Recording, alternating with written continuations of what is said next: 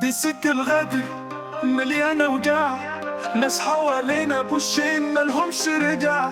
بنعيش نتعلم ونفهم الحقيقة إن الغدار عمره ما يبقى ليه قيمة. سكة الغدر مش طريقنا، احنا ناس على أصل منخولة عشتنا. لكن اللي ضاع عمره ما يرجع، وكل غدار بيجي يوم يندفع. الطريق مليان ناس غير أمينة وشوش كتير وكلها خدع، لكن احنا جدعان نعرف الأصول ونعرف الغدار من يومه بالميول. كنت فاكر إن كل الناس شبهنا، لكن لقيت في الغدر ناس بتتحمل الخير في قلوبهم ميت، ما يعرفوش الحق وفي أول موقف يدوسوا على قلبك. مفيش في قلوبهم ذرة من جدعنا، ما يهمش عندهم إلا غنيمة ساعة.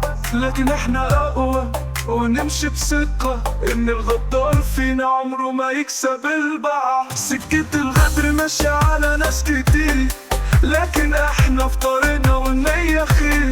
ما نغش بالصاحب ولا نبيع الوفي، لأن الأيام بتعلمنا الحقيقي من الكذب. الناس دي بتدور على المصلحة وفي الآخر بتغرق في حل الحقيقة. لكن احنا واقفين جدعان وطيبين، نطور الطريق ونمشي سالمين. سكة الغدر مش هتأثر فينا، احنا ثابتين والنية صافية معانا. كل غدار نهايته محسوبة، والجدعنة دايما هي اللي مكتوبة.